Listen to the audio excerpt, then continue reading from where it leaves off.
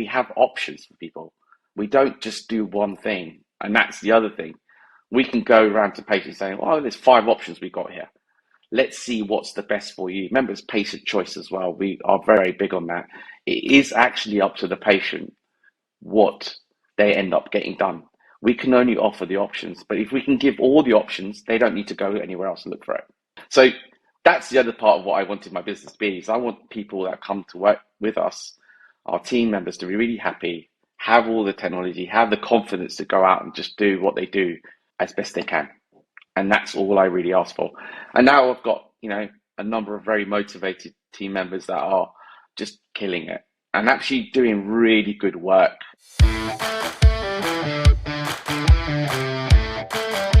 Hi everyone, welcome to the Optimized Practice podcast. I'm your host today, Blake Sargent, and I am joined by the amazing Mr. Hiren Patel, sometimes known as the Laser King, 7-figure practice owner of Flawless Feet. And today he's going to share his story, and he's going to share how things started, where things are now, but then share with you some of the major pieces of the puzzle along the way that's helped him to become so successful. So thanks so much for joining us, Hiren.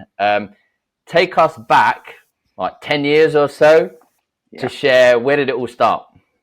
Yeah, sure. It started about 12 years ago. I think that's when I really started to really build Flawless Feet. At that point, I was just like majority of people out there, single practitioner, just doing what I could, seeing as many patients as I could at whatever times I could do them.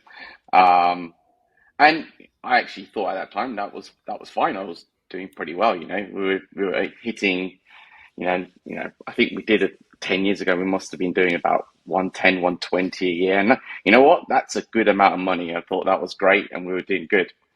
So that was the reality at that point. But there was a point where I was like, okay, I'm done with this. I'm just working all the time. I can't see a way forward. What do I do? What is going to change what I do and create what I want? And weirdly, at that point, I probably didn't still know what I wanted, because there's no frameworks in podiatry. There was just all about just working. All we did were clinicians, right? So that's all we knew. We knew how to be a really good clinician, but nothing else.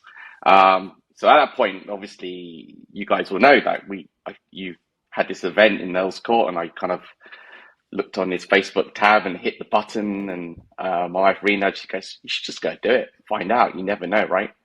So I went there, and that's where our journey really changed in what I thought was okay.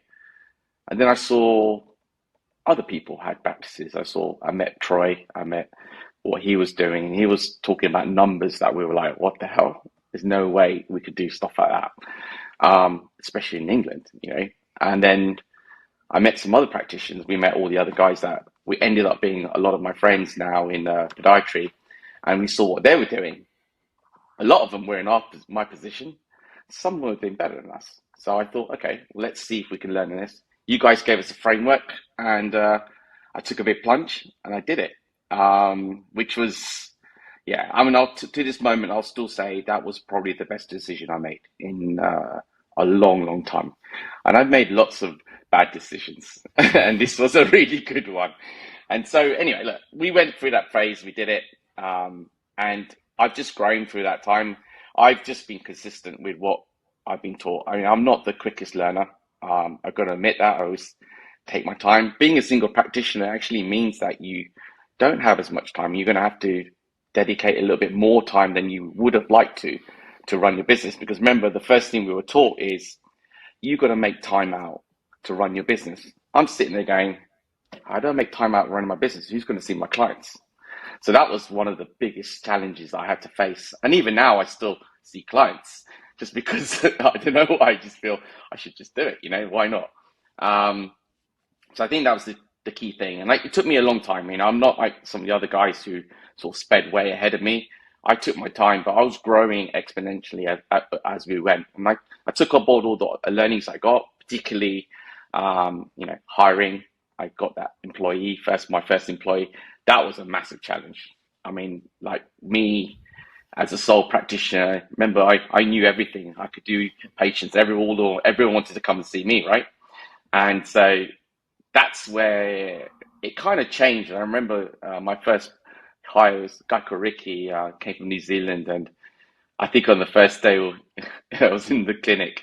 This is quite funny. I was sitting in the reception, and Ricky was in the room, and patients were coming in one after the other. And I just said, "Oh, you're not seeing me today. You're going to see Ricky." And then halfway through the day, when I kept doing this, my reception team, Marion, who's my superstar, she just goes, "Hiren, do you just want to go? Because you're just getting in the way." And I went, "All right then," and I left. And I just walked out of there, and that was it. That was the start. And I thought, you know what? I'm not the only one that could do this. There are lots of people that could do this apart from me. So that's when the realization really came. And then, there is ups and downs in building a practice. We all know that. Hires, fires, people come and go, people move on in life. And so you're slowly building a business up to where, luckily, I do feel right now we are at the best point we've ever been to. And I'm not just talking about all the things around Flawless Feet. I'm just talking about the team members. Those are the key elements in my business. It's not me. It's not anyone else. It's my team. They're the forward-facing people every day. And if they share my vision, they share what we love doing, then they will also benefit from it. And that's the kind of message I try and give out to everyone that kind of joins us. So now, luckily, I still work 3 days a week. I kind of still like it. I still go to each one of we've got 3 sites, but I wanted to make this clear. I say 3 sites, doesn't mean I got 3 big clinics. I have 6 rooms. And even out of those 6 rooms, I probably utilize it. I think we worked out about 4.4 days, 4.4. So, I'm not using those rooms every day. So we got a lot of growth to happen still in our business. But, obviously, as the podcast says, we hit an enormous number this year, which, I remember when we first joined the Hive, there's the forecast, how you used to say, wherever do I want to be in 5 years or 10 years? There wasn't many of us that hit 1 million. We at that time we were going, 500,000, 600, 700. But what wasn't many of us that wrote down 1 million or 1.5. And I just used to laugh at that figure. I was like, what the hell? That's ridiculous. But yeah, so this year, I think it was like a month ago when I messaged you and I said to you, dude, look at this.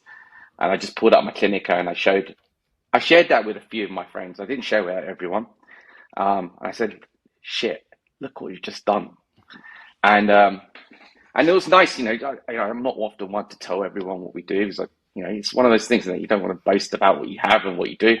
But it's nothing to boast about. It's all about inspiring. And I told one of my friends this just yesterday. She goes, you're not boasting. You're actually inspiring others to do it. Because that way, it is possible. And let's face it, podiatry, I'm sure everyone else there will know better than me, but I don't think there are many practices that do 7 figures. I would be very certain there'll be a very handful of them if they do. So for me, that's a really massive boost for me and what we do. And then actually now we're looking at, how do I get to 2 mil now? That's the next thing. How do I get to 2 mil? And so we're just going to put the processes in the stage to even make that happen. So that's what it is. But I think people often ask me, how do you do it? And the key thing to that is actually routine or standard or, specialist podiatry as we all perform on a day-to-day basis. Whatever we charge, it could be 30, 40, 50, 60, 70, 80, 100 pounds per patient. I realized very early on that doing just routine treatments will not get you to big numbers, unfortunately. You will have to see a stupid amount of people every year to get to that sort of number. If you sort of divide 1 million by, say, an average spend of 60 in the country, I don't even know what that number would be. There's a lot of patients to be seen. I think it's 15,000 patients or maybe even 20,000 patients. So what I realized was actually I needed to invest. And so at that time, 12, 13 years ago, I took a massive risk. I took a personal loan out. I actually took a personal loan on my own name, £25,000, and I bought a laser. And at that time, lasers was coming in. People were talking about it. The guys in Harley Street were doing the pinpoint laser, and they were doing the lunar laser, and stuff came in. I went, I want a piece of this. I want to see how I could do it. There's not many people that do it, so I thought there's a gap in the market. Luckily, I knew some of the practitioners that were doing it, so they kind of gave me some really good advice at the time, which was great. So I did it. And I still remember to this day the first guy that paid me 600 quid. He gave me 600 quid. At that time, I think I was charging £40 a patient, maybe 45 if I was around that sort of figure. So someone gave me 600 quid to do 4 sessions of laser. And actually it worked, which was even better. So, I didn't know. I was very much like in the dark about how lasers worked and stuff. I did all the training, did everything I needed to do, but on a day-to-day basis, I wasn't really sure if that was going to happen. But I took the risk, got the money, and I was like, Ricky, and he was very grateful that it worked. I did it on some of my friends as well, just to make sure, is this the real thing? Is this the real deal? And it was. And then I sort of just aligned myself up on marketing wise, did all the stuff, spoke to all the guys around in the Hive and all the people that we're working with. And how do I do this? So, I've always been a little bit more, I suppose the word entrepreneurial comes on long board. I've always got my hands in many pies, as they say, and I've always got to know loads of people in the profession. So everyone helped. I had loads of people that helped me along the journey. Never could do this on your own, but I needed people around me. And so that's what happened. And so then I did the laser, and that was great. But it was just me as well at that time. So I always often talk about that Will Smith film, when he's walking around his little bag, his little machine, walking around London or walking around New York at the time trying to sell this machine. I was literally walking around London into all my clinics with my laser and just using it everywhere I could. I mean, if I think back of the stuff I used to do, it was incredible. Getting up at 5 a.m, driving to Covent Garden for 6 o'clock. Because remember, I wanted to save money on congestion charge. I was charging 600 quid, but I wanted to save the 10 quid of congestion charge. So it's really hilarious. So I used to go there, park up the car, and just take the machines in. Anyway, it was long, long days. So that's how it worked. It was great. It worked really well. But essentially what I did was then I bought another machine. I got more team members, taught them how to do it. So the journey just went on from there. And probably now I've got every gadget in podiatry in my clinics. But we're only able to do that because we have the cash flow and the money in the business to invest. And that's because we invested in technology, and it brought up a little bit more gains in what we could charge on a day-to-day basis. And that's where the journey really ended up. So now we're doing it. I looked at the numbers this year. Actually, it's really funny because it's very much spread out now. There's not one piece of technology I bought that brings the most amount of money in. Every piece of technology I bought brings in 50 to 80,000 a year, which is still a good return on something that you've spent. I have lots of them now, but they've all been paid off. So I don't need to worry about leases and stuff like that. So it's nice. But then now what I could do, and what's really more important with that, is I can teach my team, because we do hybrid. And for our team, it's even more important that, look, how am I going to be able to achieve what your aims are? So some of my team will say, I want 60,000 a year. Some will say 70,000 a year. I'm hoping someone comes up to me and say, I want to get 100,000 a year. That would be really cool. And then what we can do from that is I could sit there and say to them, look, guys, if you want to achieve those kind of numbers, this is what I feel that you need to concentrate on doing. Now, remember, we're a very ethical company. We're not going to force treatments on people or tell people to do what they don't need. We have lots of clients that come in who are actively looking for a treatment. They've had treatment everywhere else. They haven't had success and looking for something different. We have that difference. And a lot of the time, the results are a lot better. And that's why we use these machines. Swift's a great example. Laser's a great example. Shockwave, brilliant machine. We have one in every one of our clinics. We love that thing because it works really well. Not for everyone, but it works for the majority of our clients. And that's why we do it. But the most important thing is we have options for people. We don't just do one thing. And that's the other thing. We can go around to patients saying, oh, there's 5 options we got here. Let's see what's the best for you. Remember, it's patient choice as well. We are very, very big on that. It is actually up to the patient what they end up getting done. We can only offer the options, but if we can give all the options, they don't need to go anywhere else and look for it. So that's the other part of what I wanted my business to be. Is I want people that come to work with us, our team members, to be really happy, have all the technology, have the confidence to go out and just do what they do as best they can. And that's all I really ask for. And now I've got, a number of very motivated team members that are just killing it and actually doing really good work. And we're getting some great reviews. I don't know how many we've got now. I think we've got over 400 or 500 of reviews now on all through all the free clinics. We get the odd bad one, but it makes us real, right? We are a real clinic. We can't fix everyone. We can't make everyone happy. However, we still do 98% worth, which is good. And then for me, it's an amazing thing. So that's the journey. I mean, that's why we do what we do. Hopefully, I could just keep inspiring. If I can keep my energy levels up that they are now, I think that's what will keep the business rolling. And that's where we are. I keep my hand in everything. I go speak to them. I talk to them every day. And that sort of level of closeness that we have in our team now is really evident this year more than ever before. And it's just nice. It's really, really nice. And I'm loving every part of it. And that's giving me inspiration.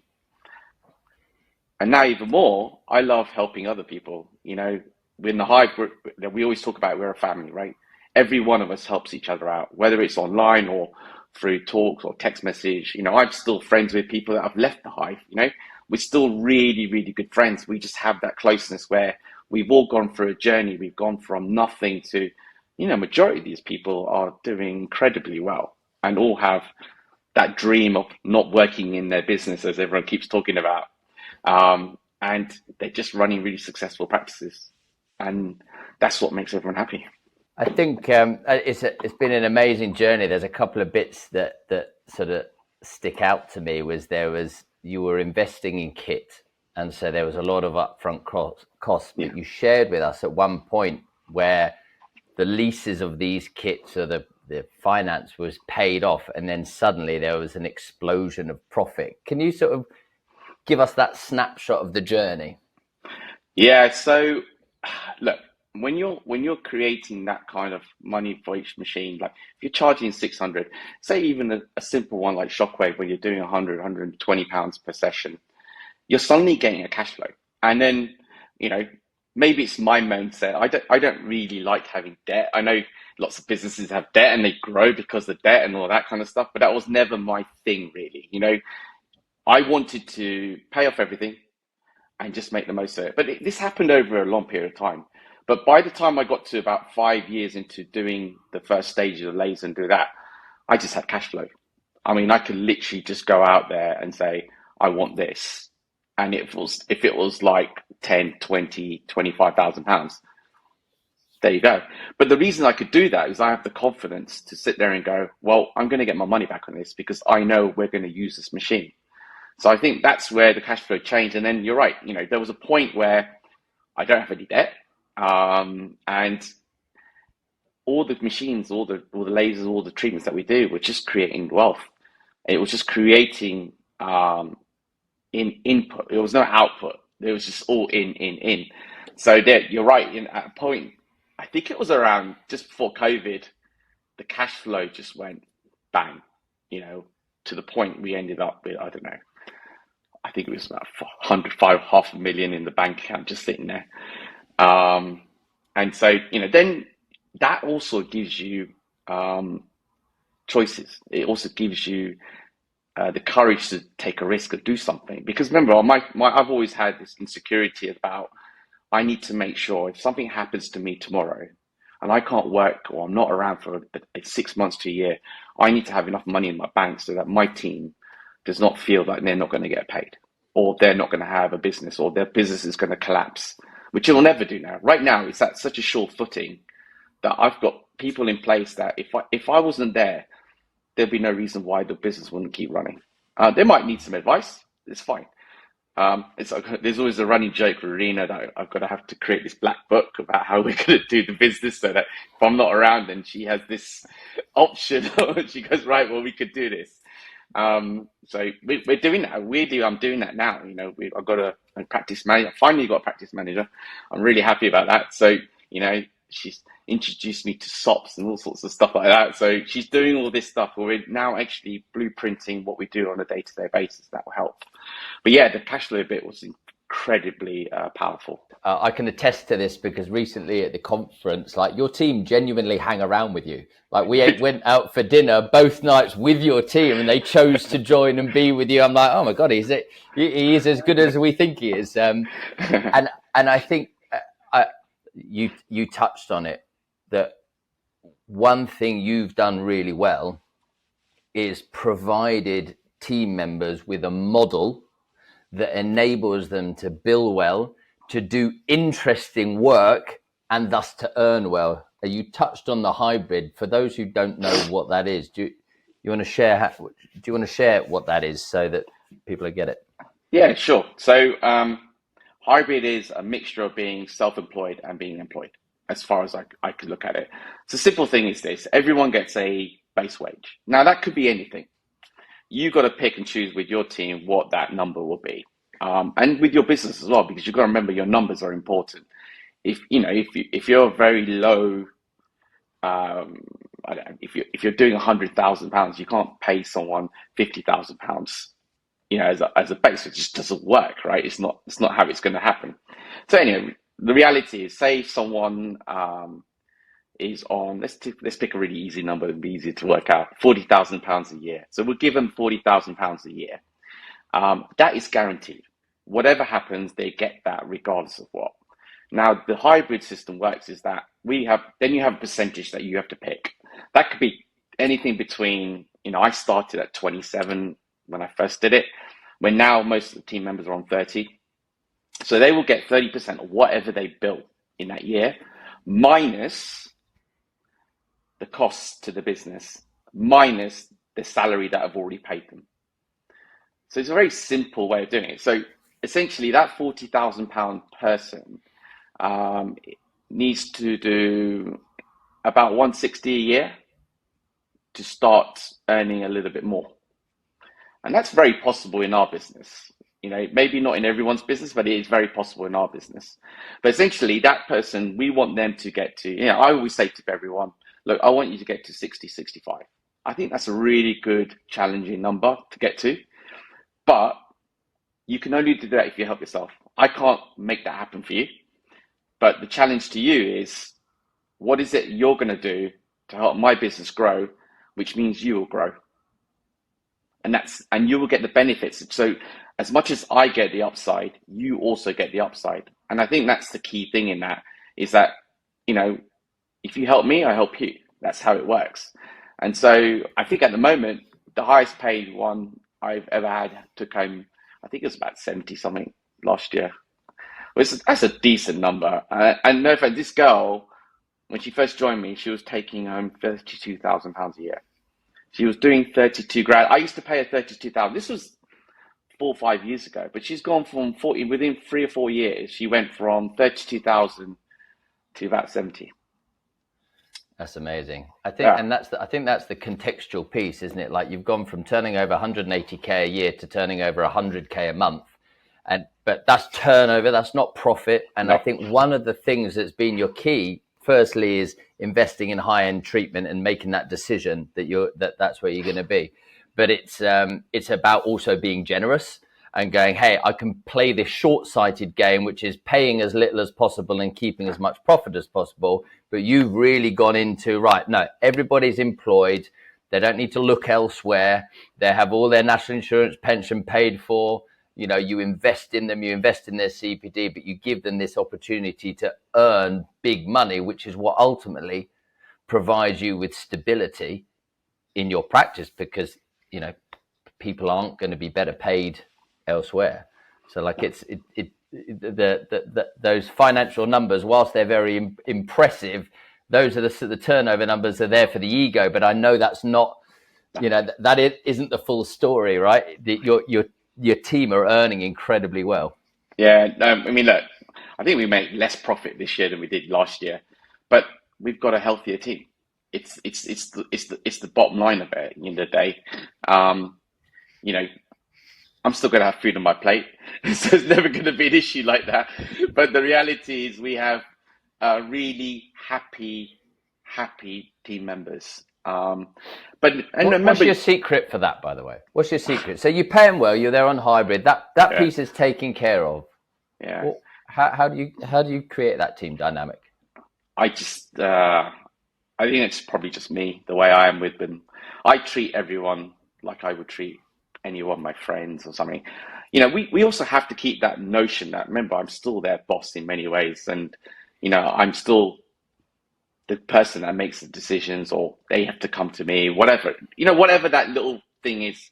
But when I end up having someone that stays with me for a long, long time, we end up being friends in many ways. And as I think you've alluded to before, like, you want to surround yourself with people that I can pretty much take anywhere and say, "Oh, why don't you come with me? Do you want to come?" I could put them in a room with my friends and they'll be perfectly fine. And so, I got to admit, I've got good team members that we have a good laugh with. And I suppose it's just me and my characteristic, the way I am around people. Hopefully I try and make people feel comfortable. That's the first thing. I give them the encouragement to do stuff, definitely. And also I let them just grow themselves. I give them the opportunity to say, look, I'm not going to manage you. I'm not going to look at every minute task that you do. I just want you to grow, but I want you can only help yourself if you ask me. I'm here, use me, right? If you don't use me for I'm not going to come and just sit there and go, how you doing? I'll stroke their back, what's going on? I don't do that. But what I do is give them the confidence to be exactly what I want to be. And when you're motivated, it doesn't take much. But yeah, I think that's just the way I am. I'm a people person. I know that. I love having people. My greatest fear is not having anyone around me. I love having people around me. The day I'm sitting there, okay, there are days you want to sit on the sofa and not talk. When I'm watching the football, especially, when that's happening 100%. But I can't think of anything worse than being on your own, and that's just me. That. I mean, you see, whenever we go anywhere, I have to have everyone around me. I don't care. I'm not going to sit in my room do nothing. But that's the same as I'm in clinic. I used to hate being on my own as a sole practitioner. That was not fun, by the way. It's still not Yeah. fun. I It's think not that's fun. something that people don't talk about enough, is that actually, like, there's limitations to being a sole practitioner, i.e. you can't go on holiday in the same way because the earnings stop but the overheads don't. But actually it's just lonely. Yeah, Right. And actually I think people get very scared of building a team because they've never been taught how, and we help share that process of how to build a team and how the finances work and how to onboard them and all that sort of the mechanics to building a team. But being a sole practitioner can be really lonely, and actually having a team is like, oh, I share the load. And I sort of spoke about this a little earlier, but part of that can also be not just having a full-time employee, but we've got to start thinking you can have team members who are external to you as well and aren't on payroll. Your bookkeeper, who could be the same as your accountant, even your HR supplier, yeah, somebody you can call when you need to speak to about that, or the person that is dealing with your website, or an off-site designer who helps you with some of the little memes and things. You can really start putting together a team of people that are external, and those are yeah, relatively cost effective to do, but yeah, then we can build an internal team as well. And I think yeah. life's more fun that way. It's a team sport, life, right? Yeah, I mean, look, that's 100% true. You remember one of the first things we did was I got a bookkeeper, I got an accountant. My accountant's brilliant. He's the one that got me on zero before even you guys came on to zero. It was like I've had zero for the last 10, 12 years. Um, he was very much one of my inspirations in the fact of, when we first started, I sat down with him. He called me, sat down with him. His name's Shittle, DSK. Oh, not DSK, they're Novi now. Actually, they moved companies. So, he sat down with me and just gave me that inspiration, like, oh, where do you want to be? Exactly what we did. He goes, I can help you get there. I can only help you get there with knowing your numbers and say, well, what do you need to concentrate on? What you do need to look for. So that was one of those big things that I kind of changed. And that's only because that we were told that, right? We were taught that. We were talking about that in the Hive. Like, oh, we need an accountant. We need someone. We need to do zero. We need to know our numbers. How important are numbers in our game? KPIs and stuff like that. We got some great tools now that can just make that happen without even us doing any of the work. Before, remember, we were calculating it ourselves, trying to work out all the percentages. And for me, I was tearing my head out. I don't have much hair anyway, but tearing my hair out, just looking for those numbers. It used to take hours a month. Now we just bang, it's Yeah. there, right? It's there.